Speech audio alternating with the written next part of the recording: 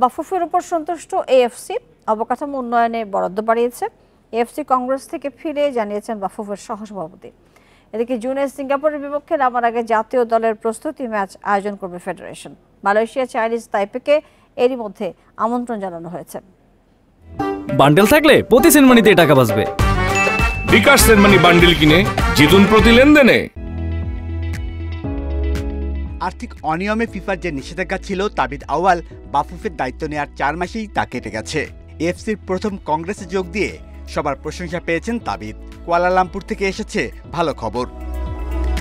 Football উন্নয়নের 63% বরাদ্দ বাড়িয়েছে এএফসি, যার প্রভাব পড়বে ঘরোয়া ফুটবলেও। বিভিন্ন দেশের প্রতিনিধিদের সঙ্গে হয়েছে দ্বিপাক্ষিক বৈঠক, মিলেছে সহযোগিতার আশ্বাস। আমাদের প্রেসিডেন্টকে তো সবাই কনগ্রেচুলেট করেছে। আমরা আগে 0.5 মিলিয়ন পেতাম, তো সেখানে এখন ইনফ্রাস্ট্রাকচারের মাধ্যমে তো তারা আমাদেরকে 2.5 মিলিয়ন দিয়ে স্যাংশন অ্যালোকেট করেছে। তো ইনশাল্লাহ সেগুলো আমরা কাজে লাগাই ফুটবলকে এগিয়ে নেওয়ার জন্য কাজ করব। এশিয়ান কাপ বাছাই ভারতের বিপক্ষে নামার আগে প্রস্তুতি ম্যাচ খেলতে পারেনি বাংলাদেশ। একাদশ নির্বাচন নিয়ে সমালোচনা, বাফুফে ছিল বিপাকে।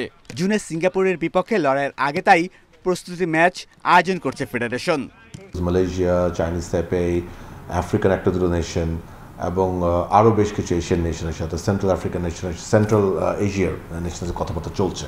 So we have not finalise yet, মানে আমাদের ওখান থেকে ফিডব্যাকগুলো এখন আসে নাই, বাট ইনশাল্লাহ we will organise one friendly match, no doubt about it. জুনে নারী দলও খেলবে এশিয়ান কাপ বাছাই। তার আগে জর্ডান, উজবেকিস্তানের মতো শক্তিশালী দেশের বিপক্ষে ফিফা ফ্রেন্ডলি ম্যাচ আয়োজনের পরিকল্পনা বাফুফের। Shamim Ahmed, Independent News, Dhaka.